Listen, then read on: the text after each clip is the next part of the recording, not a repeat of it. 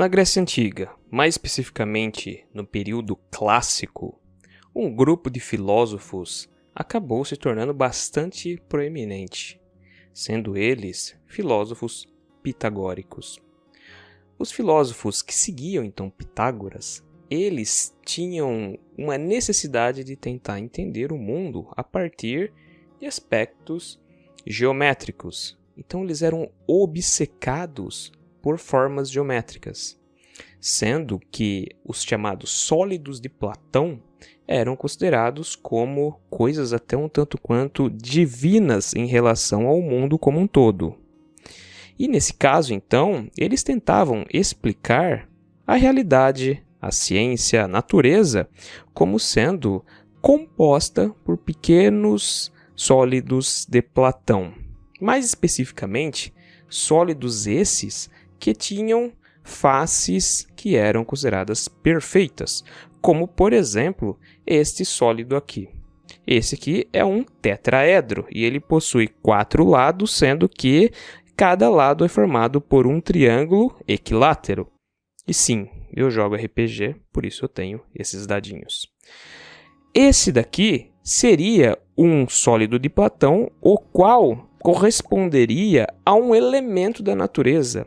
No caso, mais especificamente, ele representaria o fogo, pelo simples fato de que o fogo, quando entra em contato com a nossa pele, ele nos machuca. Então, isso indicaria que o fogo teria esses vértices pontudos.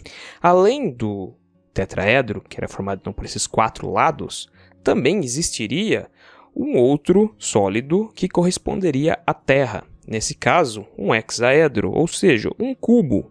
E isso traz a ideia de que o cubo ele possui essas faces formadas por quadrados perfeitos. E esses quadrados perfeitos, então, ajudariam sempre que fosse somados vários cubos, fazer uma superfície plana. Consequentemente, algo que seria possível pisar em cima sem haver um deslocamento, ou seja, algo plano. E dessa forma, então, isso aqui representava a Terra. Um fato interessante é que os pitagóricos tomavam por base esses sólidos para dizer, se somassem as faces, como por exemplo de um cubo e de um tetraedro, seria possível gerar outras substâncias, como por exemplo o material da cerâmica ou da lava, que tinha relação então com a terra e o fogo. Obviamente não são somente esses 2 elementos naturais que eles tomaram por base. Existia também, por exemplo, a água, que era representada por um icosaedro, sendo o icosaedro um sólido geométrico que possui 20 lados formados por triângulos equiláteros. E a ideia era que esse daqui é mais próximo possível de uma esfera. Então, ele é o que? Fluido na nossa mão. Ele escorrega na nossa mão. Então, essa era a ideia, pelo simples fato da água passar entre os dedos. E, obviamente, também existia o ar, que era, no caso, esse octaedro.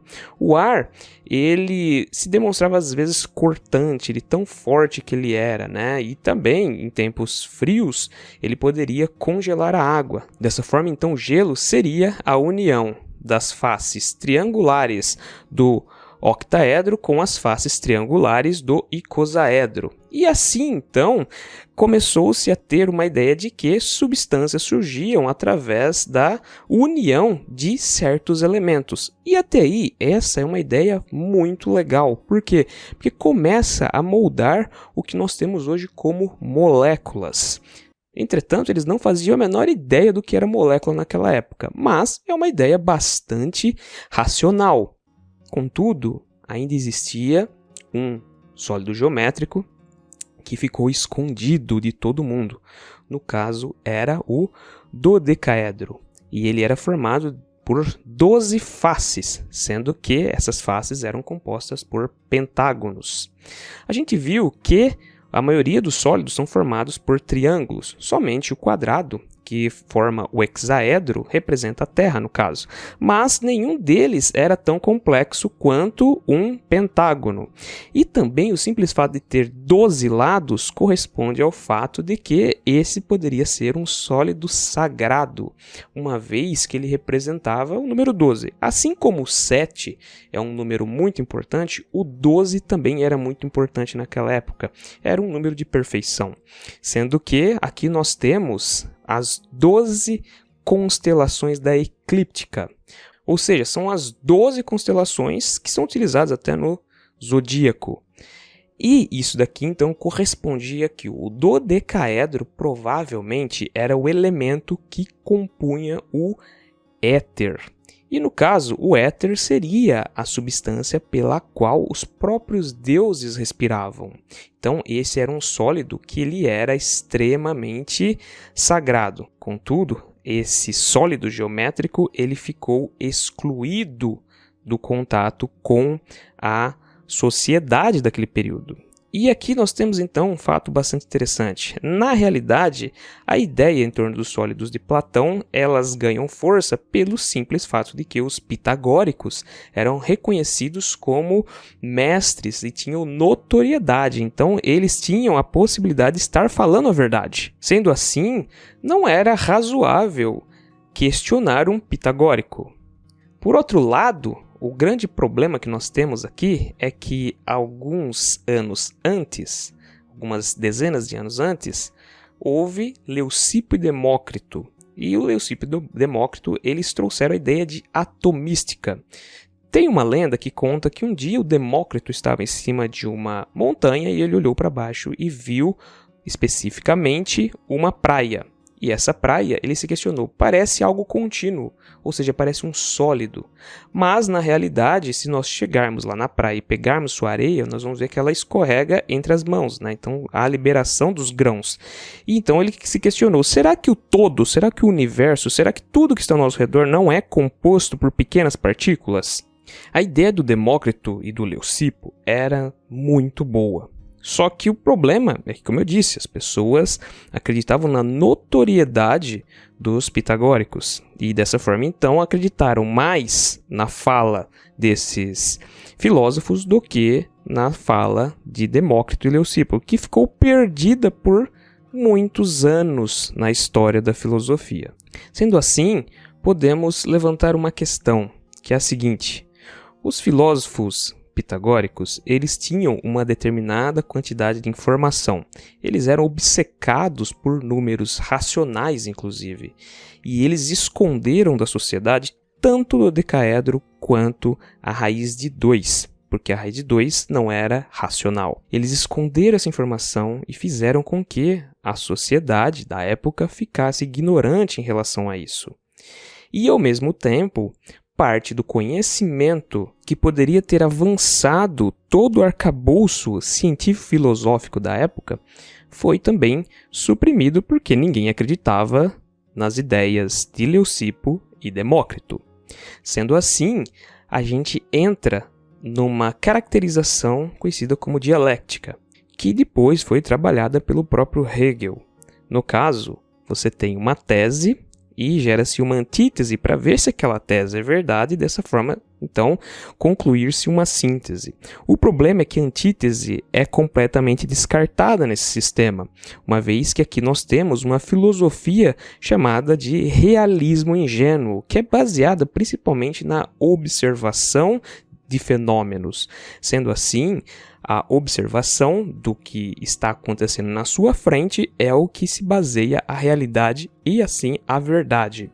Dessa forma, então, os pitagóricos e outros filósofos da época consideravam que ali você tinha um conhecimento em relação ao universo e esse conhecimento era perigoso demais para deixar nas mãos da sociedade, uma vez que elas poderiam começar a se questionar se realmente ali você tem números que são racionais e também se realmente aqueles sólidos platônicos levariam à formação de tudo, uma vez que o dodecaedro indicava não ser algo que se encontrava na esfera terrestre, uma vez que seria um elemento do éter. O grande problema é que, muito provavelmente, eles iriam, com o tempo, descobrir que esses sólidos platônicos, eles podem ser representados em alguns cristais gerados naturalmente. Por exemplo, a pirita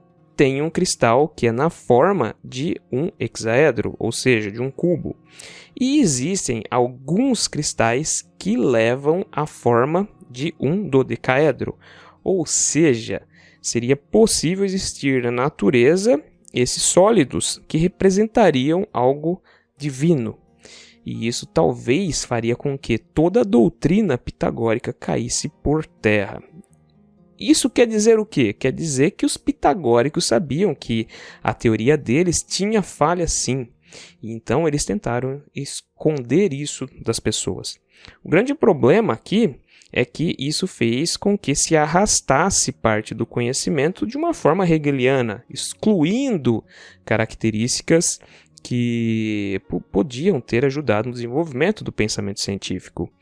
Hoje, acreditamos que não podemos excluir completamente as antíteses, mas sim nós temos que utilizá-las para ajudar no desenvolvimento do raciocínio lógico, uma vez que com alguns erros e até mesmo caminhos que nós podemos tomar, vamos colocar entre aspas, errados em relação a uma fenomenologia, nós conseguimos gerar diversos conhecimentos.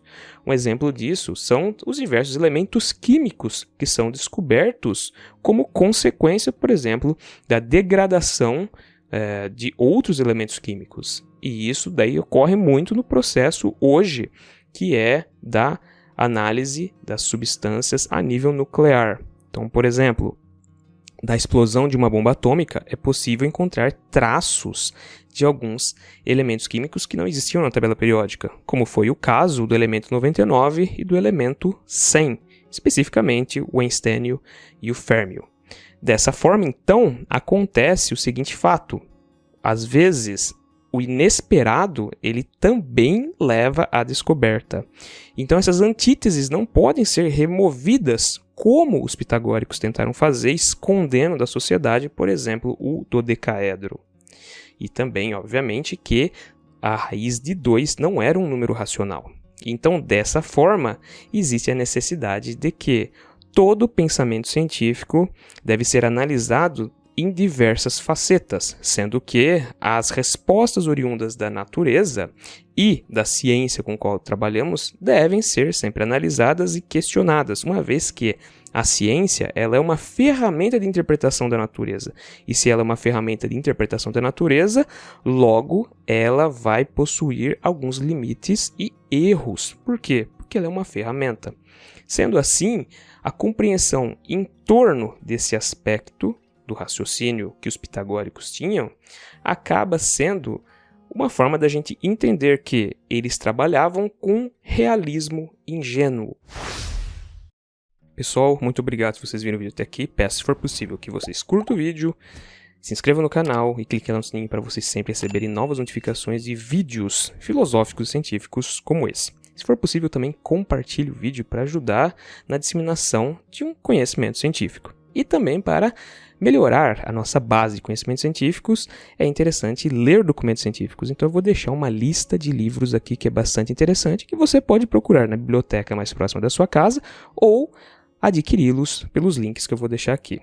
Muito obrigado pela sua companhia e até o próximo vídeo.